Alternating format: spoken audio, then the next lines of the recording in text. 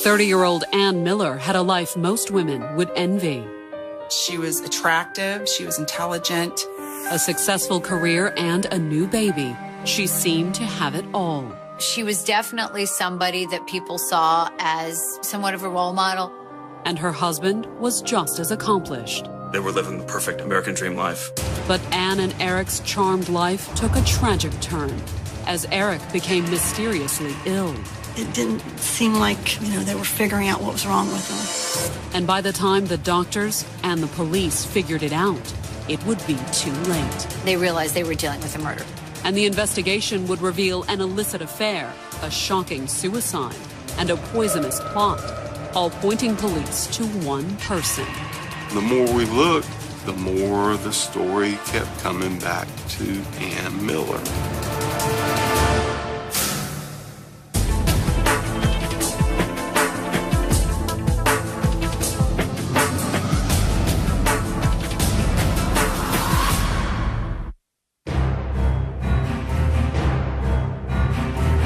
Raleigh, North Carolina, December 2nd, 2000. 30-year-old Eric Miller was used to battling mysterious ailments. Eric was actually doing research on pediatric AIDS. But in this particular instance, Eric's battle was a lot more personal. He wasn't doing research. He was in a hospital bed fighting for his life. Even though he was sitting there, deathly ill, he was downplaying it, saying that he'd be fine. Eric's doctors weren't so sure, however. It was very mystifying to all the medical people that were working, trying to help him, trying to save him. It's just a mystery as to why this kid's so sick. Symptoms that you would see either in the flu or some sort of food poisoning. The symptoms had first appeared more than 2 weeks earlier, when an after-work bowling outing led to an 8-day hospital stay. He was throwing up in a bag in the bowling alley because he was trying to continue the game. His wife, Ann, said he remained violently ill, nauseous, throwing up continuously for 3 or 4 more hours until finally, early the next morning, on the morning of the 16th, she takes him to Rex Hospital. He improved, went home, and then later had a relapse and went back in the hospital. And now, all Ann could do was watch, helpless as Eric's condition continued to deteriorate. Nobody's got a clue as to what's going on. But they all knew what was coming. They're not expecting him to recover. They're expecting him to die.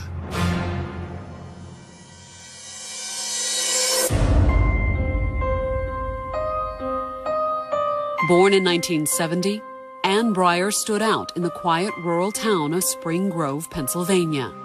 Ann grew up in the Midwest, small town, all-American girl. She was an athlete. She was popular.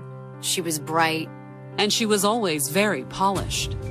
Her outer appearance was very important to her, how she dressed, her makeup, her hair, everything down to her fingernails and toenails. She was definitely somebody that people saw as somewhat of a role model.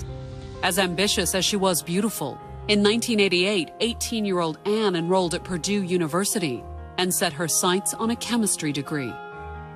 But she found her strongest chemical connection when she met fellow student, 18-year-old Eric Miller. Essentially, almost a perfect man.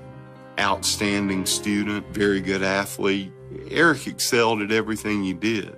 Eric always did the right thing, was always good in school. In other words, Ann and Eric seemed like a perfect match. I distinctly remember him coming back from class one day to our apartment and saying, guys, Tom, I've met this girl. And you could tell, instantly that he was head over heels with, infatuated with her. He was very smitten. She was attractive. She was intelligent. She seemed to be very interested in the same things, skiing or tennis or all the things that he liked to do. It was a pretty good fit for him. She was blonde, and it just kind of looked like the Ken and Barbie type of thing. Graduating from Purdue in 1994, Eric and Ann soon married.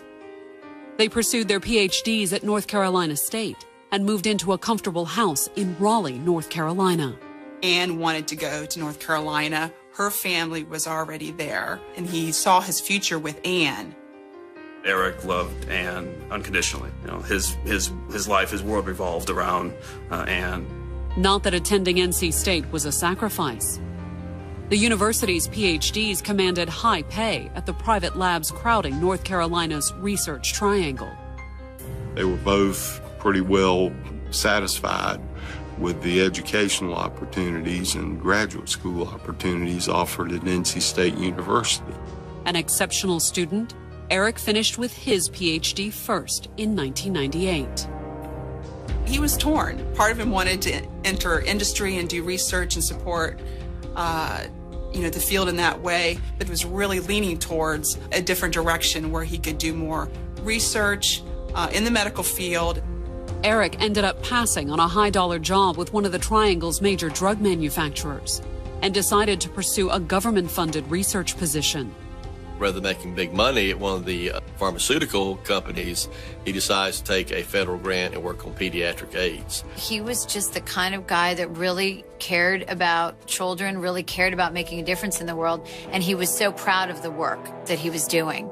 But with Anne still pursuing her PhD at NC State, life wasn't easy for the young couple.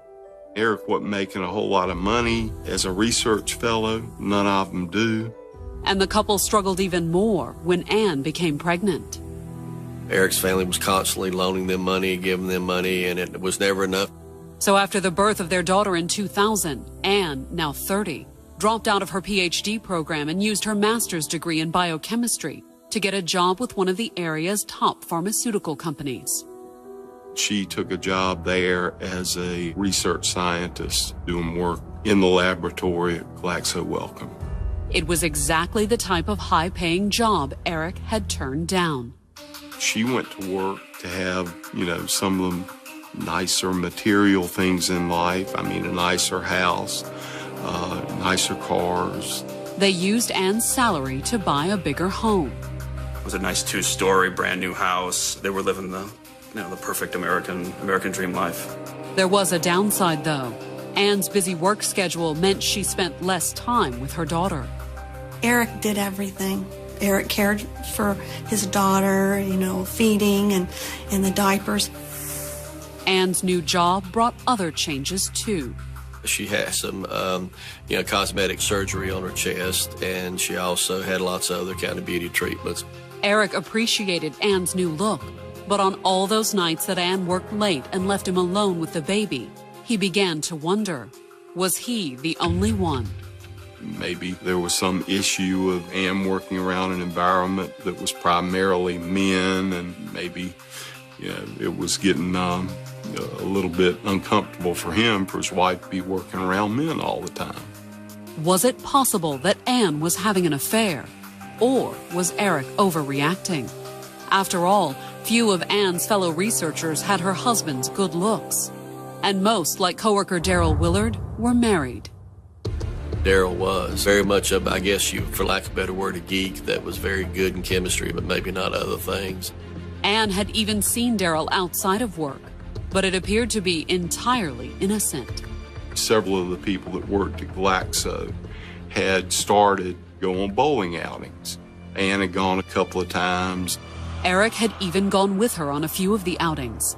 But his trip to the bowling alley on the night of November 15th, 2000 would be his last, cut short by the mysterious and eventually fatal symptoms. To ease Eric's concerns about her male coworkers, Anne insisted Eric attend a guys' night out at a local bowling alley with Daryl Willard and a few colleagues. Anne's justification, well, if you go out and start getting involved in various activities with these guys I work with, then you'll feel more comfortable. Eric tried to be enthusiastic, even when it became obvious they'd picked the wrong night for bowling. Everybody knows if you're going in to bowl with 2 or 3, 4 friends, you don't do it on league night because all the lanes are going to be taken. The group ended up having to wait for a lane. Everybody goes over to the snack bar. They order hot dogs and whatnot. The men decide to get some beer. Daryl Willard then goes and purchases that beer. Eric tastes his beer and says, this beer tastes kind of funky. The other coworker, who had already sipped some of his beer, said, "Hey, that's just bowling alley beer." And at some point, the cup of beer that Eric's drinking from gets tipped over. But midway through the game, Eric was suddenly struck down by a bizarre and painful stomach ailment. He's having to bowl with one hand and puke into a trash can with the other. He went home, and his wife eventually drove him to the emergency room. Admitted into Raleigh's Rex Hospital, the doctors initially assumed it was something Eric had eaten. The physical effects of whatever was going on with him at the time were like intestinal. Was it simply food poisoning, or was it something else? The initial suspicions were that perhaps he'd been exposed to some strain of virus or bacteria at work. He works in an environment that's very rich in, exotic viruses. The doctors at Rex ran multiple tests, but couldn't seem to find a cause for his illness. They put him through so much, it was just heartbreaking. Blood test, bone marrow, which is supposedly very, very painful. Eric was moved to Rex's ICU, but after 5 days with no improvement, he was transferred to the University of North Carolina Hospital. They make arrangements and transfer him from Rex to UNC Memorial Hospital over in Chapel Hill, primarily because labs are faster. They've got much more, advanced laboratory capabilities at that large research hospital than they do at Rex. The doctors at UNC were no closer to figuring out what was wrong than their colleagues at Rex had been. But slowly, with Anne by his side, Eric's condition started to improve. He was able to be moved out of ICU by, I think it might have been like Thanksgiving night. I know by Friday he was eating and sitting up, trying to get up out of the bed. And on November 24th, after almost 10 days in the hospital, Eric was finally well enough that his doctors sent him home. On Thursday of that week, he actually takes a short walk around his little cul-de-sac neighborhood that he lives in. He's showing lots of signs of improvement. The doctors had never identified his mysterious ailment, however. And on November 30th, just 6 days after his homecoming, Anne would once again be rushing Eric to the hospital.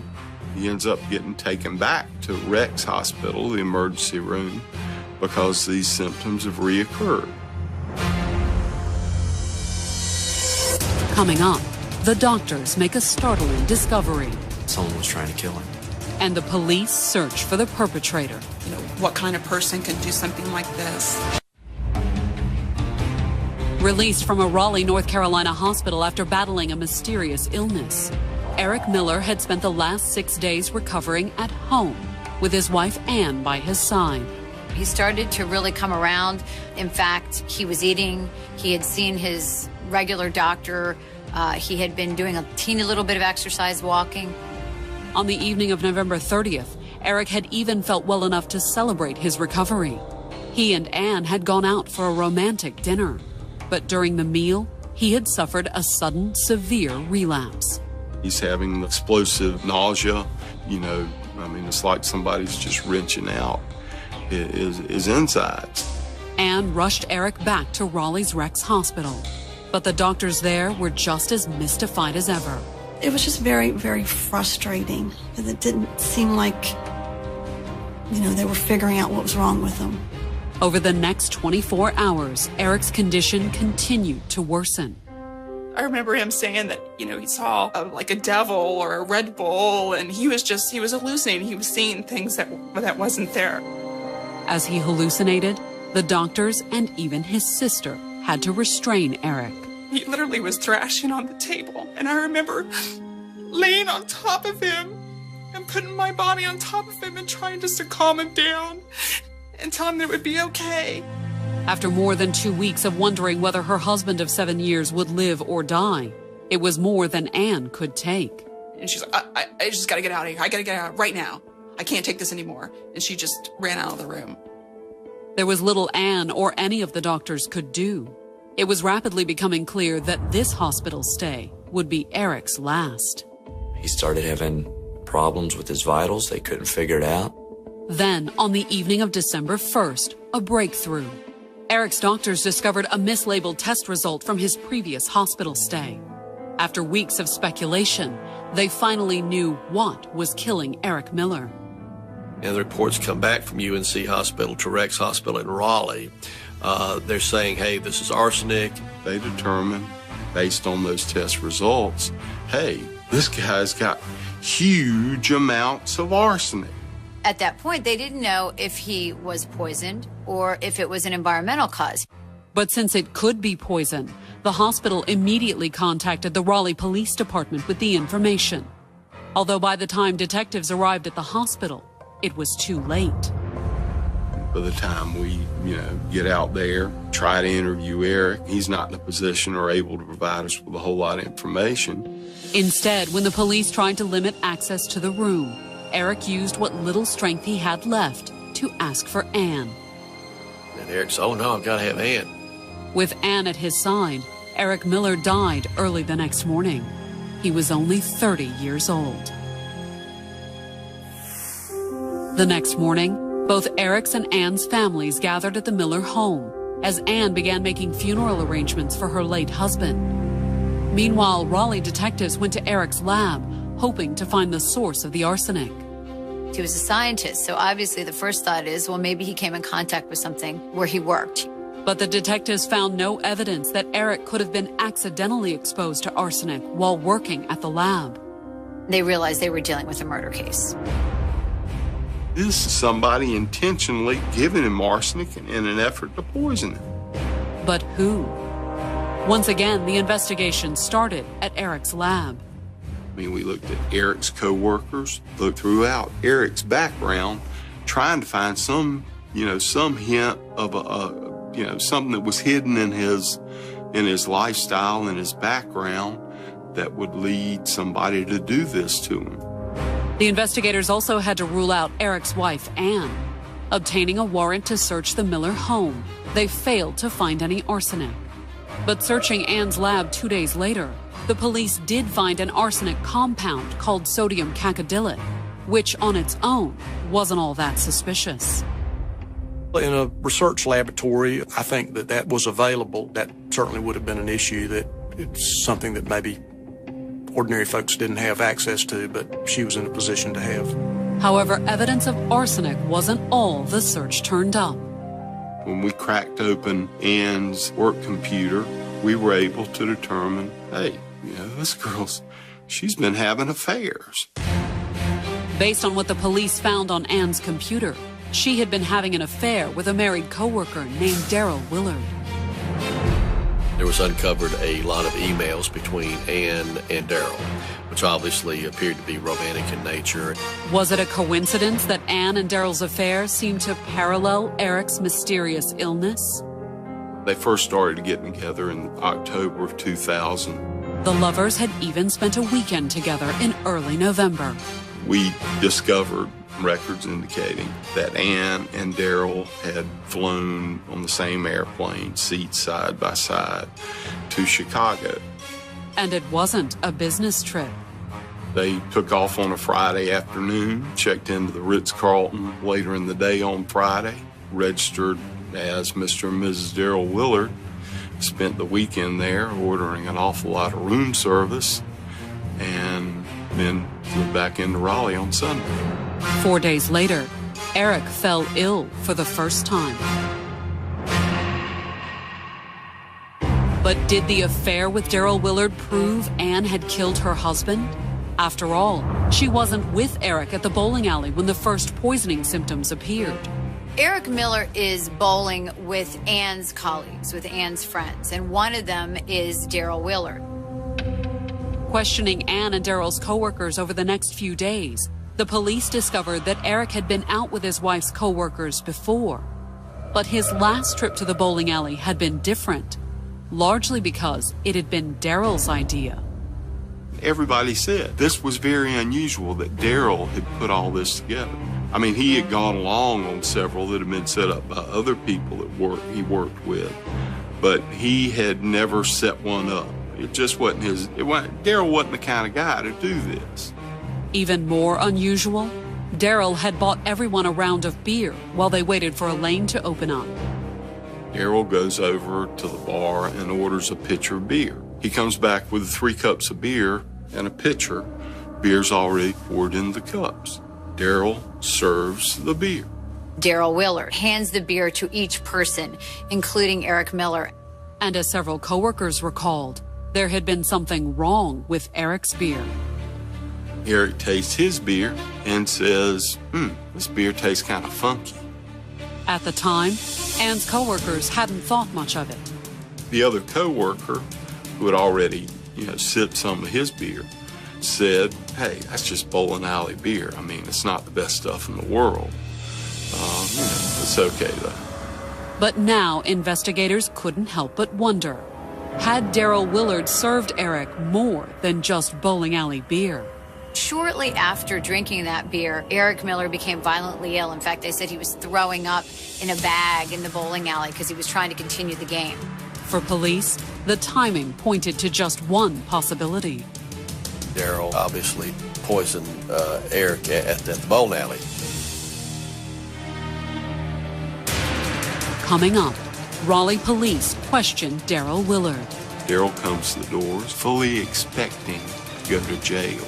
And the case takes a shocking turn. All of a sudden, this person in connection with the murder investigation was dead. Raleigh, North Carolina, December 5th, 2000. Ann Miller's husband, Eric, had been dead for 3 days, poisoned by arsenic. And while the Raleigh police initially suspected Ann may have been behind her husband's murder, Eric Miller's family was adamant that she was innocent. Right after Eric's death, Eric's family is very protective of Ann, very angry at the police department for even looking at Ann, even talking to Ann. No, it couldn't have been Ann. Eric loved her. Eric wouldn't have picked somebody like that. And if there were any lingering doubts about Ann's love for Eric, her behavior at the service seemed to put those to rest.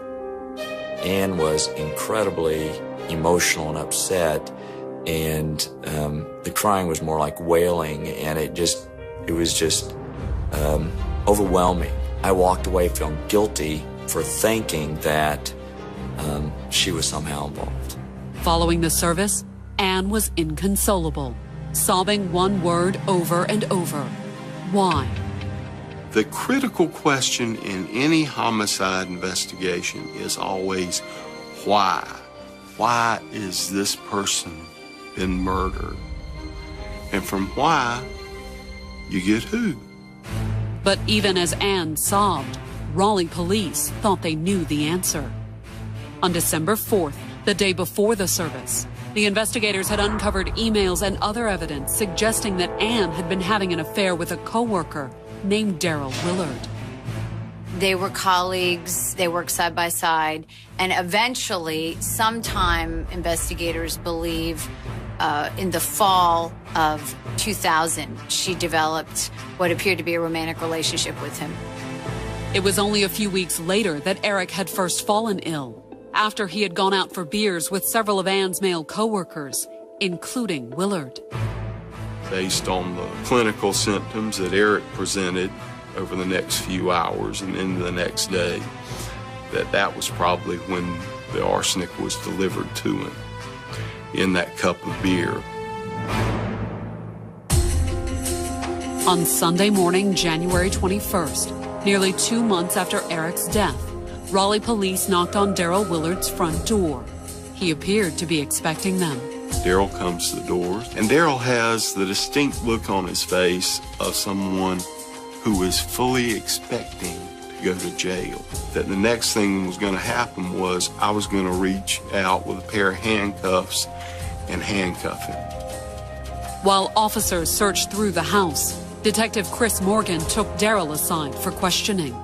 Myself and one of my detectives went out in the car with Daryl. He had a seat in the back. Questioned by the detectives, Daryl insisted he had nothing to do with Eric Miller's death. But Detective Morgan suspected he was hiding something. I said, Daryl, I'll be honest with you. From the phone records, from the emails, from everything that I know about this case, I think you've been used by a woman. Daryl Willard looked up at me and said, yeah, and she did a good job of it. But just as he appeared to be on the verge of a confession, Daryl ended the interview. The next thing out of his mouth was, I can't talk to you anymore. I got to call my lawyer. The search of the house failed to produce any traces of arsenic. With insufficient evidence to make an arrest, the detectives told Daryl he was free to go. At 5:30 the following afternoon, Daryl Willard's wife Yvette pulled her car into the driveway of the couple's home. When she walked into the garage, she made a horrifying discovery. The very next day, after the search had taken place and the search warrants had become public in the local newspaper, Daryl Willard committed suicide. Daryl shot himself. It was a pretty clear-cut case of suicide. There wasn't any suspicion that there had been anyone else involved. In a note left tacked to the wall, Daryl Willard had written an apology to his family. He also explained that he had been wrongly accused of Eric Miller's death. With their prime suspect dead, the investigation had hit a huge roadblock, and the authorities began to worry whether they would ever get the evidence to bring Eric's killer to justice. I had a conversation with a newspaper reporter, very good friend of mine, and he told me, it's too far gone. You know, your natural witness killed himself. We didn't have sufficient evidence to proceed on a charge, and so we were scrambling, trying to find any way that we could possibly get sufficient evidence of what happened. Hoping to get the case back on track, the cops went to question Daryl's widow Yvette the next day. She said, Daryl confessed he had an affair with Ann to me. He told me that he didn't have anything to do with Eric's death, and he told me that he had been to see the lawyer, Rick Gammon. That much the investigators already knew. But then Yvette dropped a bombshell. Rick Gammon told him that he could be charged with attempted murder. That led us to believe that he had shared information with Rick Gammon that might have in some way inculpated him or Ms. Miller. Unfortunately, Daryl Willard hadn't told his wife just what he'd said to his attorney, leaving police with only one option. We gotta find a way to make Rick Gammon tell us what Daryl told him. But when the detectives went to Rick Gammon and requested the information, he refused, citing attorney-client privilege. Rick, who's a wonderful man, a wonderful attorney, is bound by his legal ethics and that you say nothing from your clients. Undeterred, the investigators and the Wake County District Attorney's Office sought a court order for the release of Gammon's notes. In their filing, they argued that the need to protect Daryl Willard's confidentiality ended with his death, a position his attorney vehemently opposed. When you tell your lawyer something, you have the assurance that it's confidential and that it will not be shared. As the legal battle shaped up, Ann Miller packed her bags, took her 1-year-old daughter, and moved in with her sister in Wilmington on the North Carolina coast. She wanted to get away from Raleigh. I think she wanted to get away from the attention that this case had become so high-profiled. But soon after Ann left town, new information would send speculation about Eric's death into overdrive. And it would have the investigators wondering whether Ann would get away with murder. On May 10th, 2001, 6 months after Eric Miller died in a Raleigh hospital, the investigators received the coroner's report on his death. To their surprise, they learned that Eric had somehow received a final dose of arsenic after he had been admitted to the hospital. But that wasn't the only shocking news.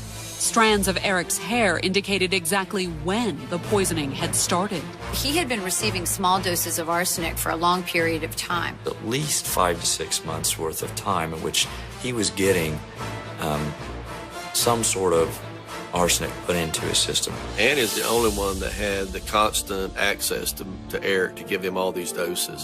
However, according to the coroner, those small, early doses weren't enough to kill him. It was almost like she sort of played around with it in the beginning, a little dose here, a little dose there, but then when it gets right into the late fall and the winters where she really becomes very serious with it and decides to give him the fatal dose. The investigators believe the first attempt on Eric's life had come on November 15, 2000. That was the night Eric had gone out for beers with Ann's lover, Daryl Willard.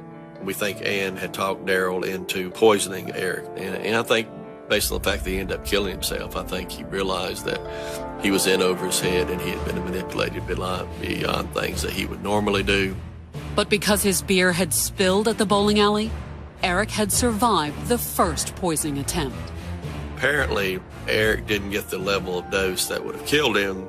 Then, a few weeks later, he fell fatally ill after he and Ann celebrated his release from the hospital. They went out to dinner. The only person alone with Eric at the time was Ann. Coming up, prosecutors keep fighting for information from Daryl's attorney. They wanted to make sure they had every nail in the coffin. But would it be enough to prosecute Ann? At no point until we had that information did we feel like we could go forward.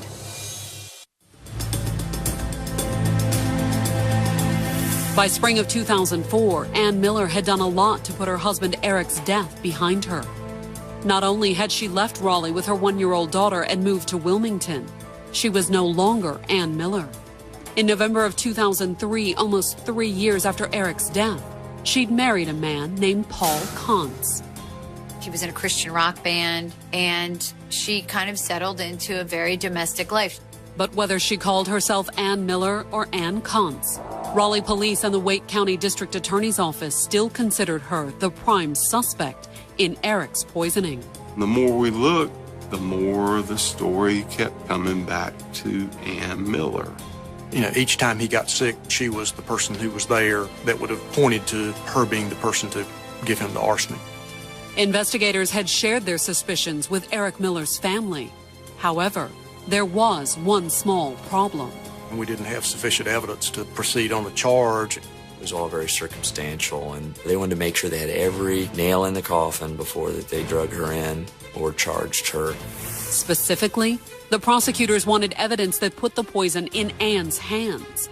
And the DA's office believed someone just might have that evidence.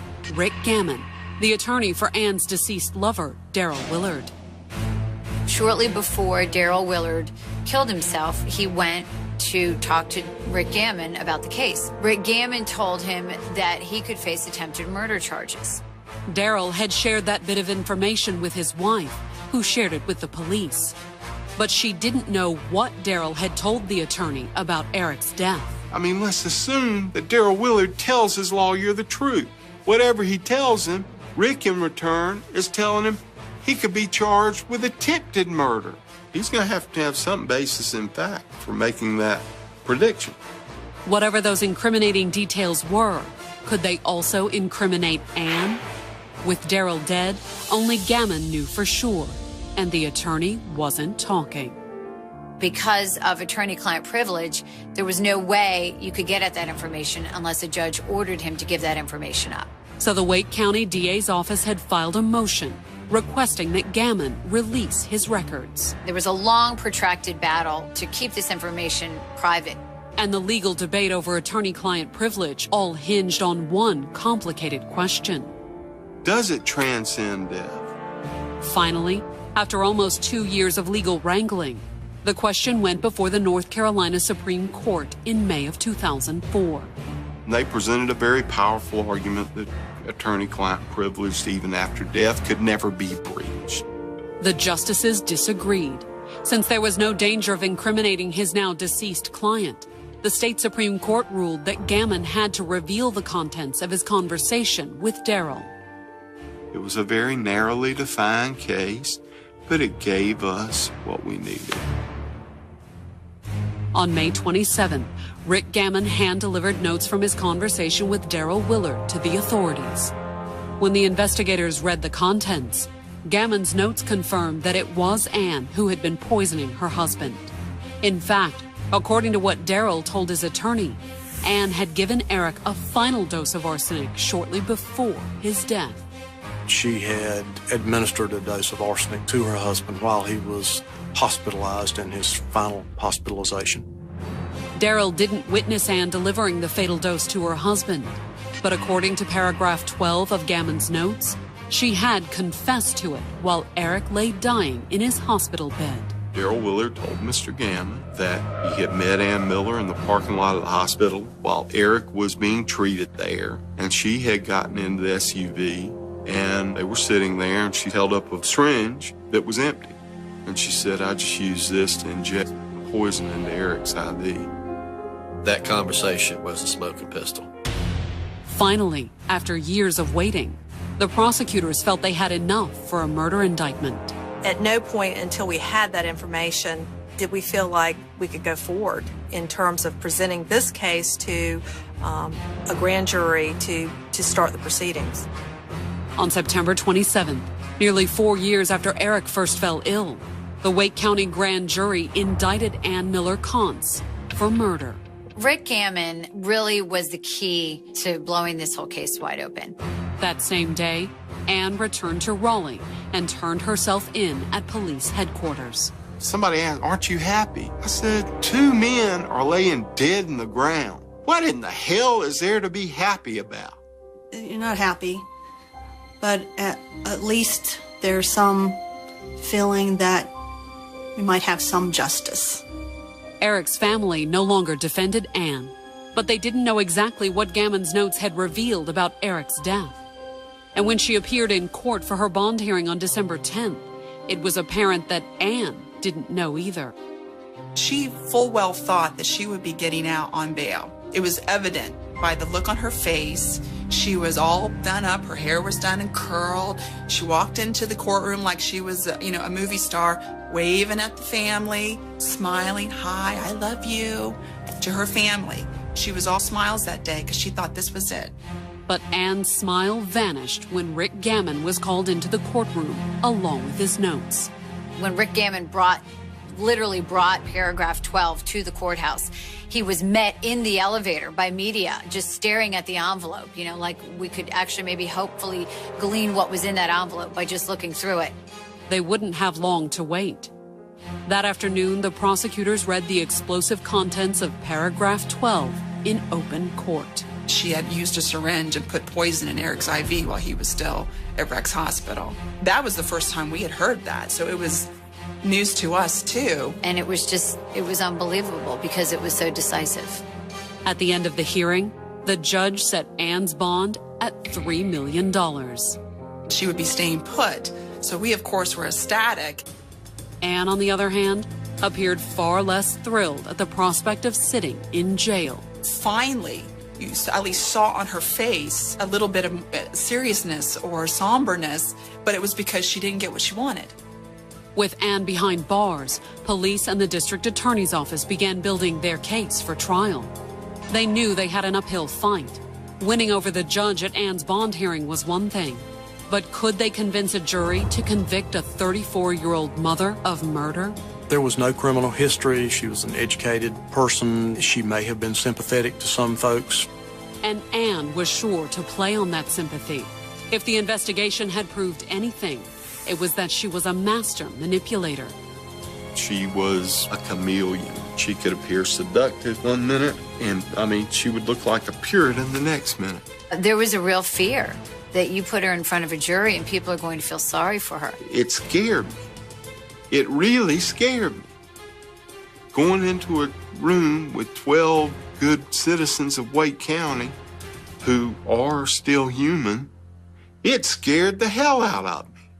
When Ann walked into a North Carolina courtroom on November 7, 2005, she faced the possibility of life in prison. In fact, Ann had already spent most of the past year behind bars, unable to make bail. She was given a $3 million bond, which was obviously too high and too high for most people to make. She was then transferred to women's prison because there was a feeling that she was going to be in prison for quite a long time waiting for trial. But could the prosecutors keep her in prison permanently? In terms of the scientific evidence and being able to pinpoint exactly when doses were given, there are going to be some difficulties in terms of proof in this case. The prosecutors would never have to make their case. Ann had come to court that morning to plead guilty to second-degree murder and conspiracy to commit murder in exchange for a minimum of 25 years in prison. I felt like given everything that we had and what we knew in terms of difficulties in trying this case, that it was an appropriate resolution of the case. Eric's family had agreed to the plea deal, although the hearing held little in the way of closure for them. This was the first time that our family got to read our victim statements, and it got to address her in some direct fashion. And it wasn't as satisfying as you might think. My one daughter asked, "Gosh, Ann, why? Why? Why didn't you divorce him? Why take his life?" But Anne never answered her former in-laws' questions. This was not a woman that killed for money.